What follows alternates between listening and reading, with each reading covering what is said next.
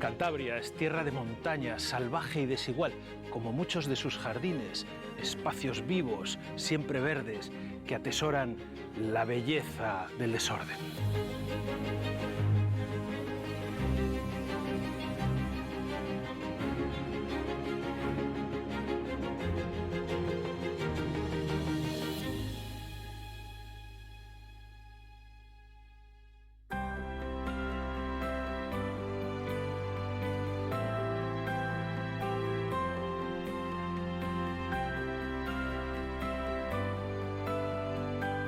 La finca solariega de Puente San Miguel fue en el siglo XIX el solar familiar de los Sanz de Sautuola, apellido hidalgo que pasó a la historia ligado al descubrimiento de las pinturas de la cueva de Altamira.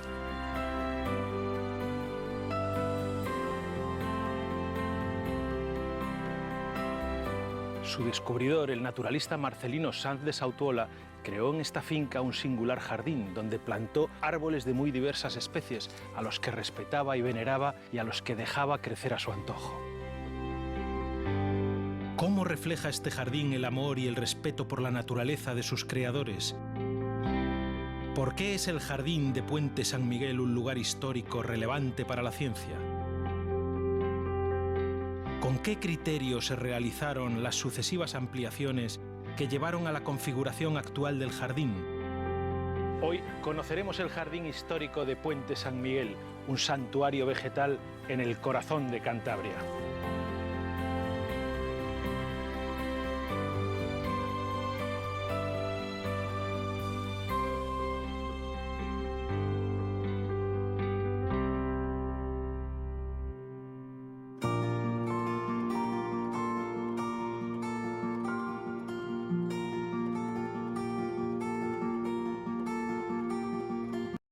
El jardín de Puente San Miguel es un lugar de encuentro, un vergel bañado por las aguas del río Saja, creado en torno a una gran familia. El jardín de Puente San Miguel está ubicado en el municipio de Reocín, a 30 kilómetros al suroeste de Santander. El conjunto se divide en tres zonas: el jardín antiguo, el jardín de Vintuisen y el jardín nuevo.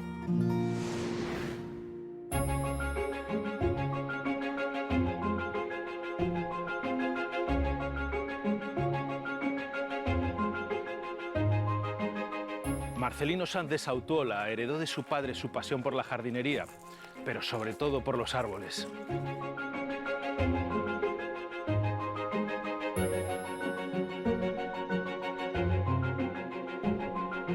Su afán de conocimiento y su espíritu científico le llevaron a transformar esta finca de Puente San Miguel en un laboratorio naturalista y de aclimatación de especies. A pesar de su formación como jurista, la verdadera pasión de Marcelino Sanz de Sautuola fueron las ciencias naturales y sociales. Dedicó su vida al estudio de la arqueología, la biología y la botánica, y formó parte de las primeras asociaciones agrarias que se fundaron en Europa, como el Instituto Agrícola Catalán de San Isidro o la Sociedad Zoológica de Aclimatación de París. A través de estas organizaciones tuvo acceso a plantas y semillas de países de todo el mundo. Y fue así como inició en el viejo solar familiar la plantación de un jardín único en su época, poblado de una gran variedad de plantas exóticas.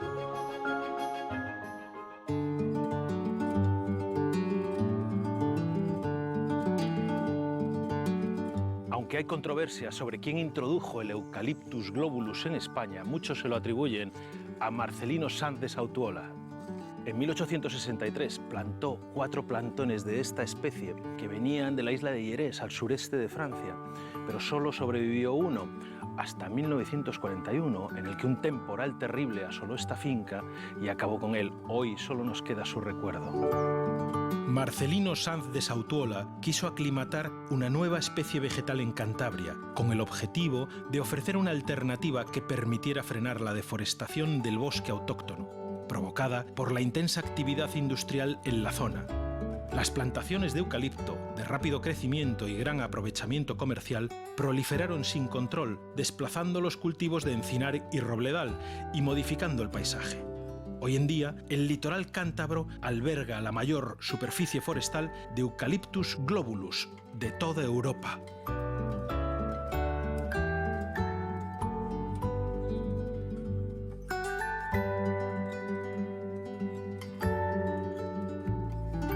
Otro de los ejemplares que plantó don Marcelino es este plátano de sombra o Platanus hispanica, el mejor ejemplar de toda la finca.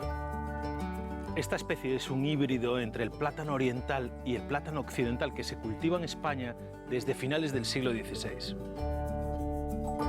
Santiago Sanz de Sautuola, padre de don Marcelino, también fue un gran aficionado a la jardinería. Además, era un defensor tenaz del respeto al desarrollo natural de los árboles y acusaba a quienes los podaban de insensatos mutiladores.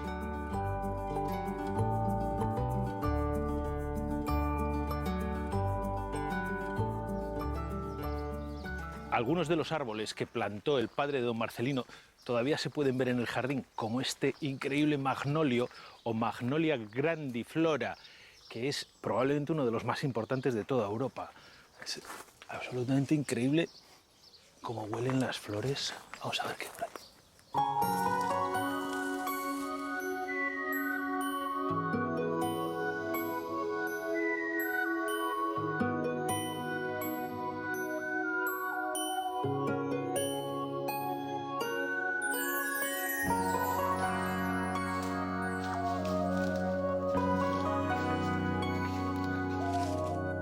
Esta enorme copa ha servido de escondite a varias generaciones de niños de la familia Sautuola. Es absolutamente inmensa, tiene una superficie aproximada de unos 200 metros cuadrados.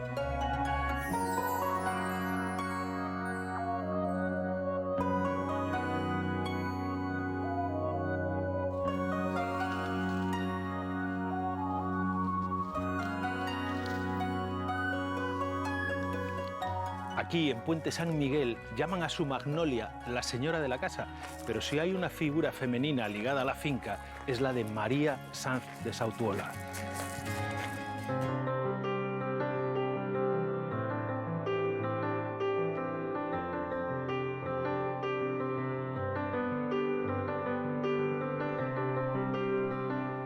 María fue la única hija de don Marcelino y la niña de 8 años que pasó a la historia por descubrir las pinturas rupestres de Altamira.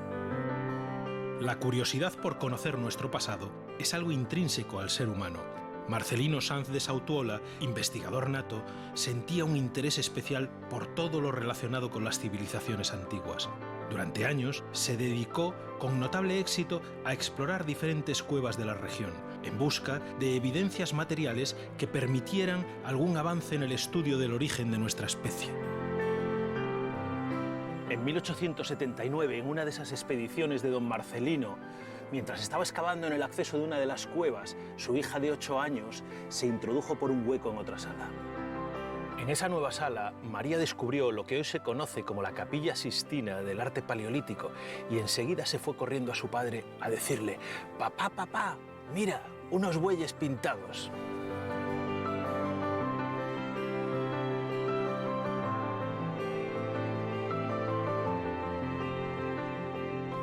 La formación de Marcelino Sanz de Sautuola y su mente despierta le llevó enseguida a comprender la importancia del hallazgo de la cueva de Altamira y a comprender también lo que supondría para los historiadores el modificar la cronología de la evolución humana.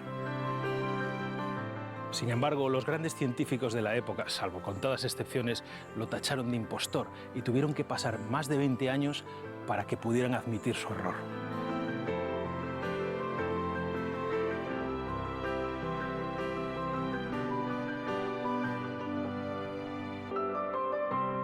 Te quiero preguntar, porque en torno a estas historias, a estos descubrimientos, hay bastante mito, ¿no? María entró, el padre estaba fuera. ¿Esto es así? ¿Se sabe? Yo creo que sí, que eso es así, ¿no?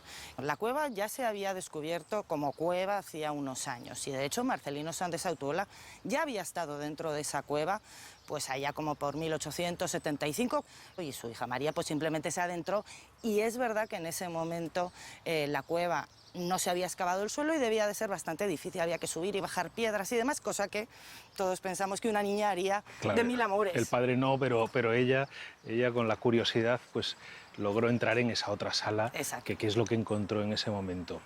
¿Lo mismo que vemos ahora, exactamente igual? Pues exactamente igual, incluso mejor. Porque quiero decir, tenemos que tener en cuenta que ellos fueron los primeros que entraron después de que pasaran milenios con la cavidad absolutamente cerrada y por lo tanto en un estado de conservación magnífico. ¿Qué es con lo que te estás encontrando tú ahora? Es decir, ese deterioro paulatino se ha acelerado, claro. Se aceleró en el momento que se descubrió, como sucedería en cualquier cueva, pues es un espacio que estaba absolutamente protegido y de repente pues empieza a haber agentes externos medioambientales y también las personas, lo cual es muy importante. El estrés de los monumentos. El estrés de los monumentos. Bueno, me vas a contar por qué al principio no creyeron a don Marcelino, ¿te parece? De acuerdo.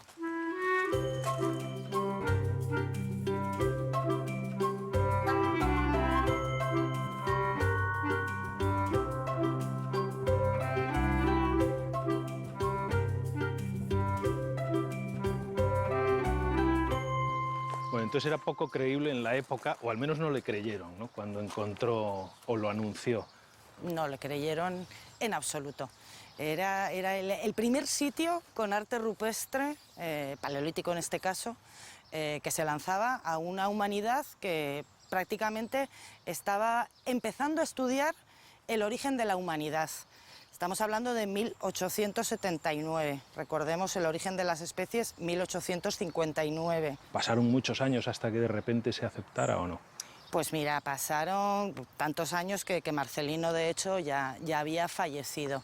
Su descubrimiento, 1879, su publicación, afirmando que era paleolítico y obra de personas como nosotros, 1880, él fallece en el 88, y no es hasta 1902 cuando se reconoce su descubrimiento. Y todo es debido a que se encuentran otros sitios con arte rupestre, en este caso ya en Francia.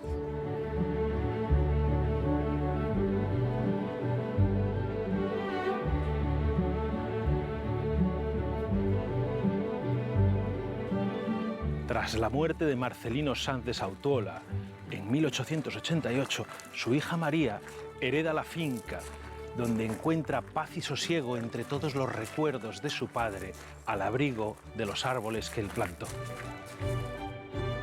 María Sanz de Sautuola y su marido, Emilio Botín López, encargaron la portalada, pero nunca modificaron la ordenación del jardín.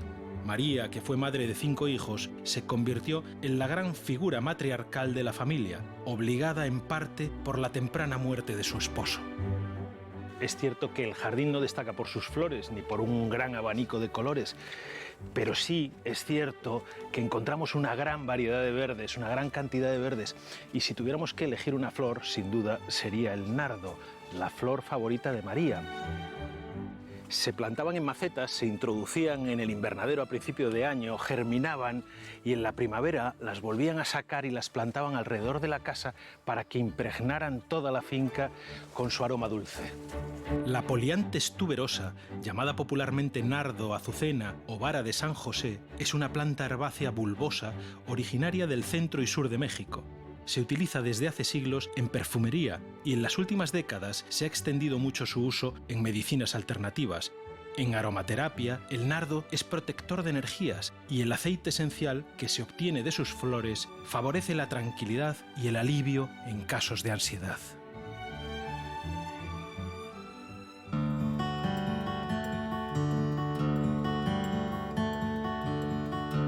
María Sanz de Sautuola murió en 1946 y la finca pasó a manos de su primogénito, uno de los más importantes empresarios españoles del siglo XX, Emilio Botín Sanz de Sautuola.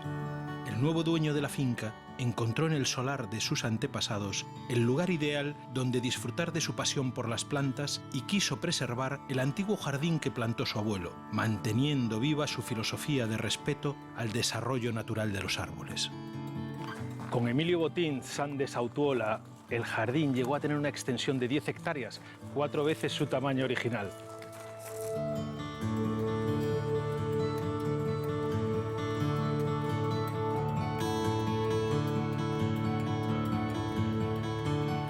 Una de sus primeras intervenciones fue la construcción de este sendero que une la zona antigua con los nuevos terrenos, donde ordenó construir un pequeño jardín a los pies de esta capilla, el Jardín de Windtuisen.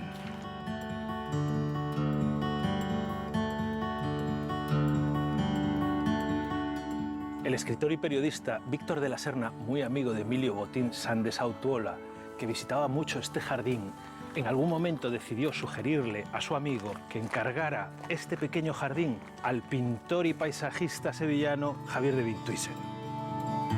En contraste con la aparente desorganización del jardín antiguo, el jardín de Windtuisen, de estilo clásico español, aparece como un pequeño tesoro escondido.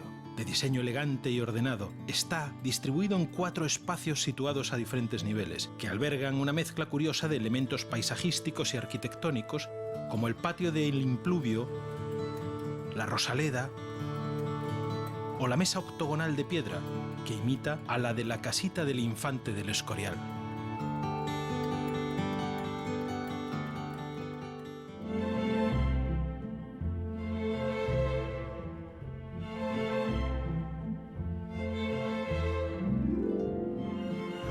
En las nuevas zonas del jardín, Emilio Botín Sanz de Sautuola quiso despejar unas grandes áreas sin poblar prácticamente para poder recrearse y ver en su verdadera magnitud desde la horizontal estos árboles tan magníficos.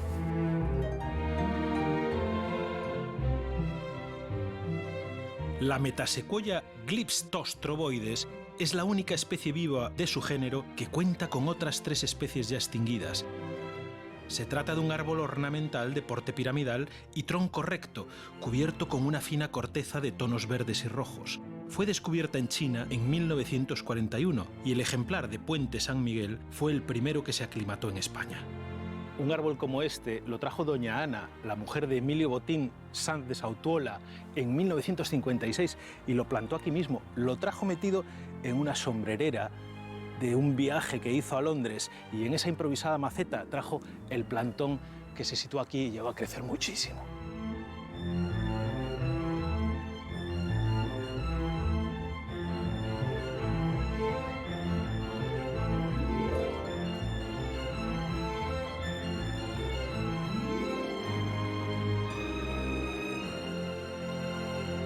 Tú aquí te sientes como en casa, me imagino, y todos en casa tenemos un rinconcito en el que estamos más a gusto, ¿no? Tú, este es el tuyo, Jardín de Windtuisen. No sería mi sitio favorito, ¿no? ¿Cuál? Yo creo que mi sitio favorito sería dentro de la Magnolia. Es un sitio espectacular porque es como un bosque, ¿no? Como un bosque tropical, porque es como un sitio muy exótico. También hay algunos elementos arquitectónicos potentes que lo definen, ¿no? Uno es la portalada. ¿De qué época es? Creo que coincide con la casa. La portalada la mandó construir Emilio Botín y López y doña María Sanz de Sautuola, que es la niña de Altamira. Y bueno, es una portalada importante, pero yo creo que bonita, ¿no? Y sencilla. Pero yo creo que el jardín de Windtuisen, este jardín pequeño así de estilo herreriano que tenemos delante, yo creo que es la pieza más, desde un punto de vista de arquitectura, de jardín, pues como más significativa. Es una pequeña joyita concentrada, porque es una ¿no? pequeña joyita. Clásica. El primer jardinero que hubo en la familia fue Marcelino Sanz de Sautuola, y que hizo aquí un jardín, digamos, de aclimatación de plantas exóticas. Y muchas de esas plantas, muchos de esos árboles que él traía de París, sobre todo, están todavía aquí, claro, y son una parte importante del jardín, porque es un jardín de árboles al final. Eso. Tú que lo conoces también, enséñame algún otro rincón. Sí.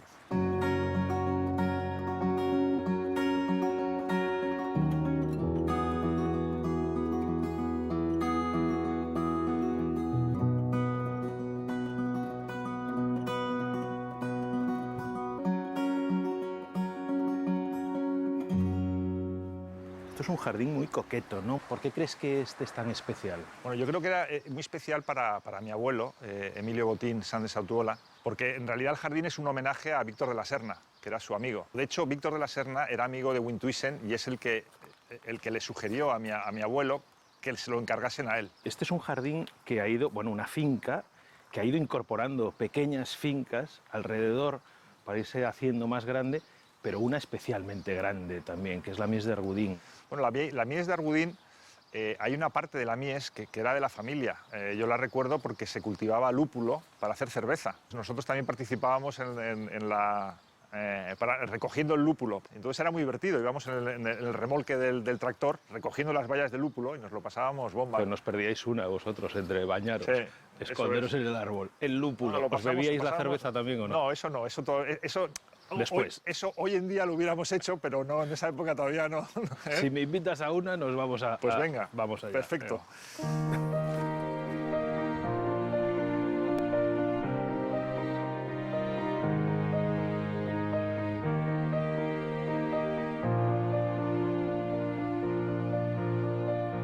De todas las fincas que se agregaron al solar original, sin duda la más importante es esta, la Mies de Argudín. La Mies de Argudín lindaba por el este con el jardín antiguo y se utilizaba para la plantación de lúpulo.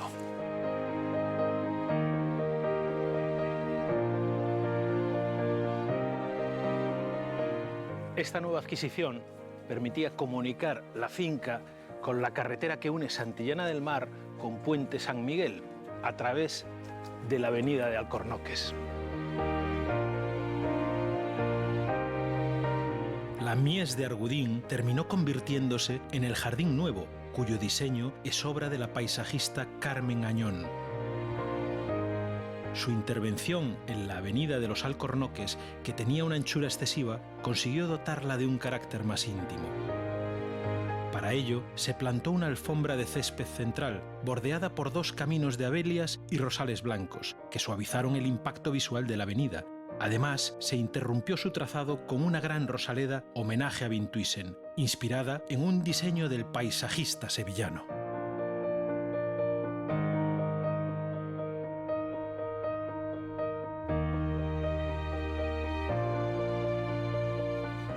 El alcornoque es una especie del género Quercus, como la encina y como el roble, y es originaria de Europa y del norte de África, pero especialmente conocido por su corteza, que tiene una extraordinaria capacidad para resistir al fuego y también, como todos sabéis, se utiliza para la fabricación de tapones en las botellas de vino.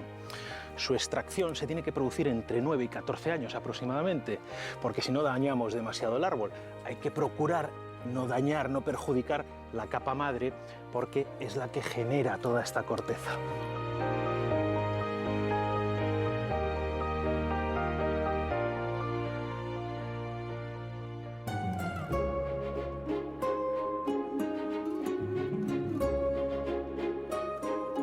El criterio que siguió la paisajista Carmen Añón para diseñar este nuevo jardín, en realidad fue continuar con el espíritu del antiguo jardín, salvo por alguna cuestión que le solicitó el dueño y que consistía realmente en realizar unos espacios algo más amplios para poder recibir a la gente en las celebraciones, algo que había echado en falta en ocasiones anteriores.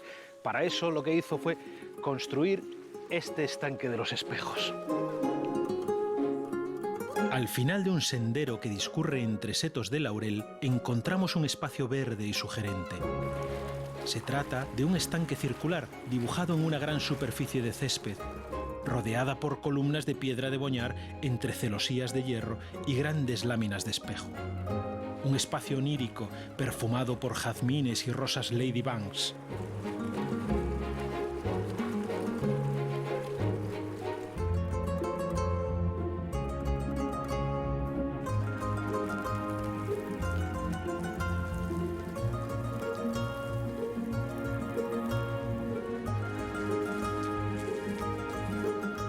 La rosa ladybanks o rosa banksiae es un arbusto trepador que siempre tiene que crecer agarrado a un soporte.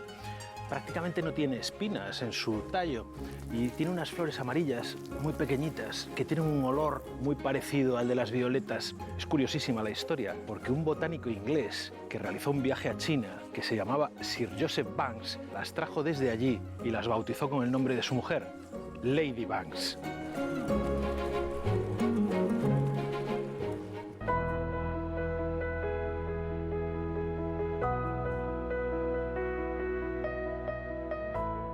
Botín Sanz de Sautuola estuvo siempre pendiente de su jardín, del trazado, de las plantaciones, de la colocación de cada piedra y cada reja, y colaboró estrechamente con la paisajista Carmen Añón durante los años que duró el proyecto.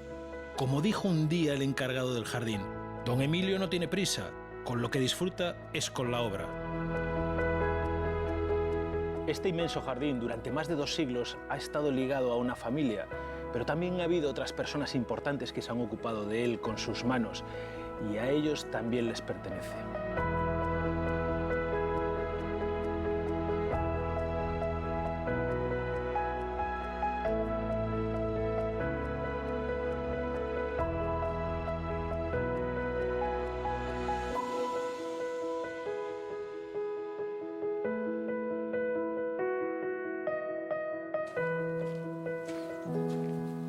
Gracias a este orvallo o a este calabobos está esto así de bonito, ¿no? Pues si no sería imposible, ¿no? de conseguir. Imposible, imposible. Requisito imprescindible la lluvia. Y este musgo y estos líquenes que tenéis por el suelo, ¿cómo los conseguís? Pues esto fundamentalmente a la concentración de árboles, lo que produce mucha sombra, produce mucha humedad en el terreno, y el resultado son los musgos, los líquenes. Afortunadamente el jardín en general no se riega. No tenéis que regarlo. No tenemos que regar. Y la parte nueva, aunque hay espacios más abiertos, tampoco es necesario. Quizá en algunos momentos muy puntuales, pero es muy raro que aquí esté 2 o 3 semanas sin llover, es muy improbable. Bueno, Marta, entonces despedimos a todos los jardineros. O sea, véndete un poco, cuéntame qué es lo que hacéis aquí. Aquí hay muchas labores de mantenimiento. Vamos por épocas, hay época de siega, época de recogida de la hoja, época de poda. Estamos continuamente trabajando. Sobre todo por la parte de abajo, ¿no? O sea, trabajando la siega. La siega, muy importante aquí en Cantabria, sol, lluvia continuamente. ¿Cómo es el cacharro que utilizáis? ¿Cómo se llama? El dalle. Actualmente ya no se utiliza. Actualmente utilizamos pues, sistemas muy modernos, segadoras. Muy bien. Oye, déjame que te voy a proteger mientras... Mientras charlamos. Exacto. Vamos para allí. Vale. Mira, por aquí, por aquí. ¿Por aquí? Perfecto. Sí.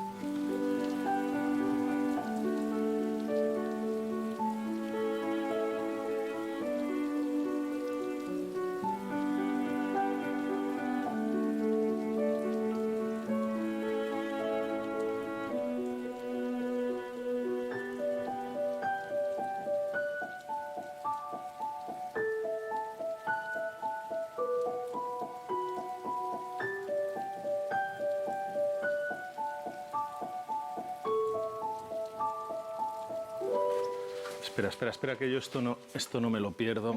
Esto me lo tengo que probarlo, porque ahora lo pruebo, pero es cierto que se siguen cultivando nardos aquí, ¿no? Sí. A ver, cuéntame. Al final se ha convertido como una flor tradicional, ¿no? de la familia.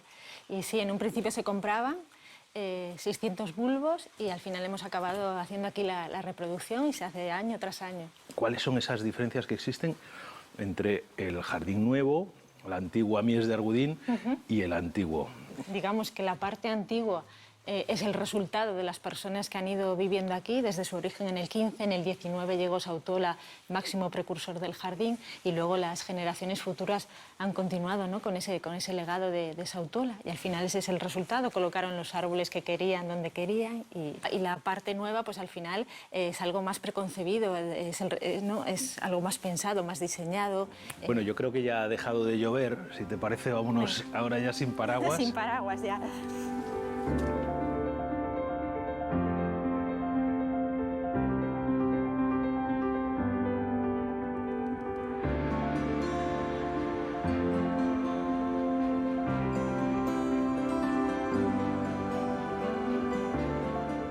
Marcelino Sanz de Sautuola se dijo que fue un hidalgo montañés apasionado por las cosas que duran.